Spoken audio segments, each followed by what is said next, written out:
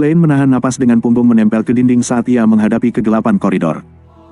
Apa yang dilakukan Kapten? Apa yang salah dengannya? Apakah ia meminum darah? Apakah ini pertanda ia kehilangan kendali? Pikiran Klein berantakan, tidak mampu berpikir jernih. Hampir 20 detik kemudian, Klein menggertakkan giginya. Dengan bantuan kontrol tubuh sebagai clown, ia diam-diam berjalan menuruni tangga. Kemudian, ia sengaja melangkah lebih berat dan berjalan kembali ke pintu kamar Nyonya Sharon. Klein melongok ke dalam dan melihat Kapten sedang membungkus artefak bersegel 30217 dengan kain hitam. Ekspresinya serius, wajahnya bersih. Seolah-olah apa yang dilihat Klein tadi hanyalah ilusi.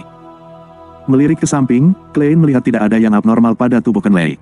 Semuanya masih sama seperti sebelumnya. Dia menarik napas dan bertanya, "Kapten, bagaimana saya memastikan apakah para pelayan itu masih tidur?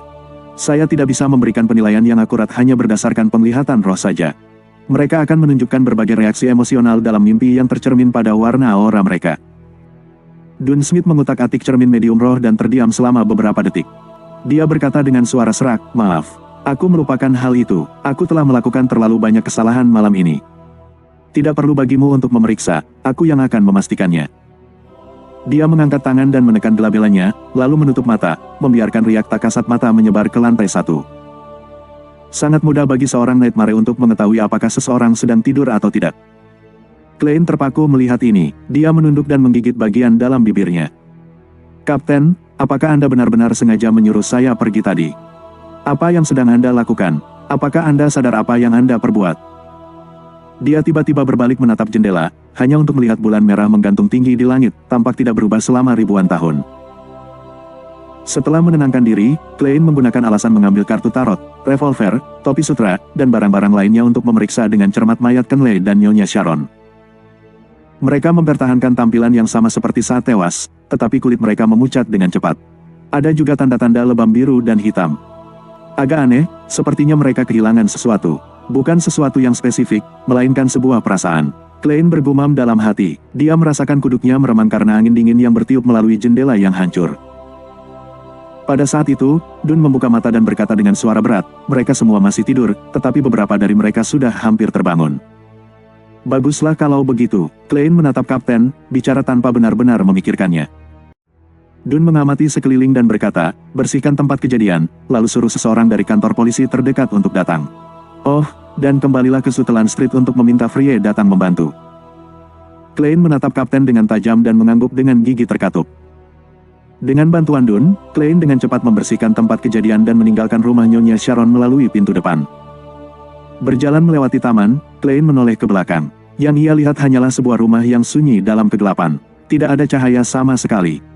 Dia berbalik dengan hati yang berat. Dia segera menemukan kantor polisi terdekat berdasarkan ingatannya. Ini adalah pengetahuan umum bagi Nighthawk. Tok, tok, tok, Klein mengetuk pintu besi.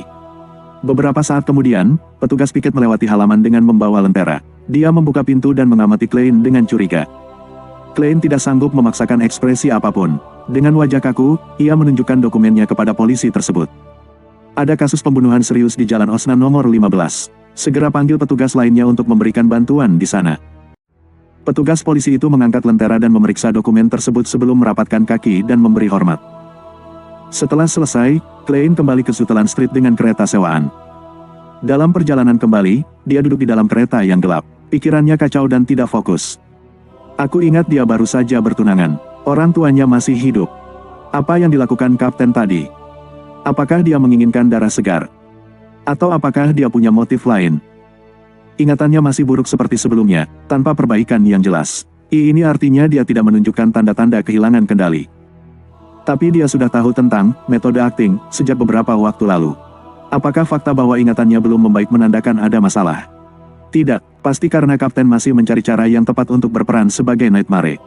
Ya, alasan utama mengapa Kenley tewas adalah karena artefak bersegel 30217. Kapten yang memberikannya padanya. Apa yang kupikirkan, itu adalah keputusan yang logis saat itu. Kapten juga yang menyarankan penggunaan artefak bersegel 30217. Tenang, tenang, aku tidak boleh membuat dugaan membabi buta. Tapi aku juga tidak bisa tinggal diam, atau situasinya mungkin memburuk. Aku akan mengirim surat kepada Nyonya Dali nanti dan melihat apakah dia tahu apa arti situasi ini. Bahkan jika dia tidak tahu jawaban pastinya, dia pasti akan memahami tanda-tanda bahaya dan memberitahu Katedral Suci. Dengan begitu, kita bisa memadamkan masalah ini sejak awal dan membuat Kapten kembali normal. Tidak, Kapten mungkin tidak punya masalah. Aku mungkin saja salah paham. Aku akan melihat apa yang dikatakan Nyonya Dali. Klein sudah membuat keputusan saat kereta tiba di Jalan Sutelan nomor 36. Dia tidak lagi merasa bingung dan tidak berdaya seperti sebelumnya. Dia menaiki tangga menuju pintu masuk perusahaan keamanan Blackton dengan langkah berat dan membuka pintu menggunakan kunci miliknya.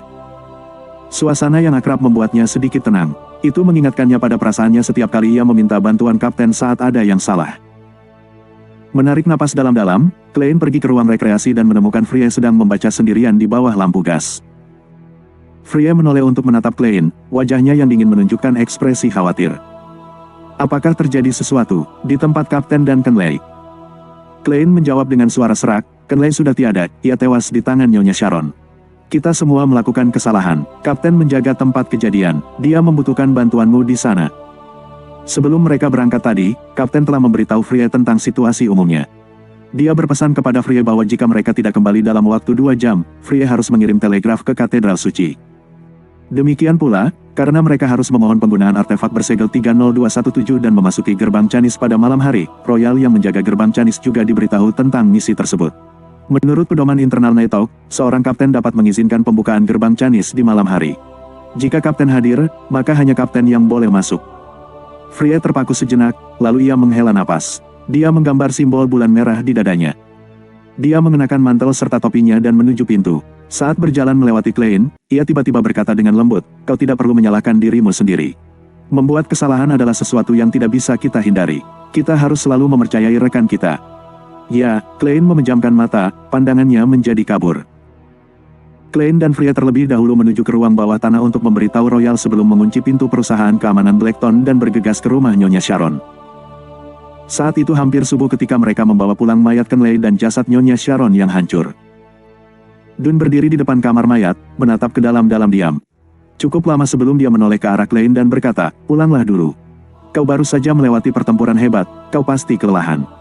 "Baiklah." Klein tidak menolak saran itu. Dia mengerucutkan bibir dan mencuri pandang ke arah Kapten sebelum diam-diam meninggalkan perusahaan keamanan Blackton. Dia naik kereta kembali ke Jalan Daffodil. Seperti yang telah dia lakukan sebelumnya, dia memasuki kamarnya dengan mudah dan mengunci pintu. Mengeluarkan belati ritual perak, Klein menyegel ruangan itu dengan dinding spiritualitas. Dia kemudian duduk di mejanya dan menulis dengan tergesa-gesa, "Nyonya Dali yang terhormat, saya memperhatikan ada yang aneh dengan Kapten baru-baru ini. Selama misi, dia diam-diam." Klein berhenti saat mencapai bagian ini. Pikirannya menjadi kosong. Dia tidak tahu bagaimana melanjutkan atau bagaimana menggambarkan kejadian itu. Dia meletakkan pena dan meremas kertas di depannya menjadi bola. Melihat itu, ia memukul meja dengan keras hingga gema bunyinya memenuhi ruangan. Klein memejamkan mata dan menutupi wajahnya dengan tangan. Dia tidak bergerak, seolah-olah menjadi patung. 5 menit kemudian, ia menghela napas. Dia menurunkan tangan kanannya dan membakar bola kertas itu dengan spiritualitasnya. Dia menyaksikannya menjadi abu yang jatuh ke tempat sampah. Setelah menata pikirannya, Klein mengambil selembar kertas baru dan menulis, "Nyonya Dali yang terhormat, kami baru saja menyelesaikan misi dan sayangnya kehilangan seorang rekan. Rincian tepatnya adalah sebagai berikut. Petik 2. Saat itu, saya merasa bahwa dengan tingkatan saya saat ini, penglihatan roh saya tidak mampu memastikan secara akurat apakah para pelayan tertidur atau tidak, dan sangat sulit untuk melakukan ramalan bagi setiap orang dari mereka. Jadi, saya kembali dengan niat meminta nasihat Kapten.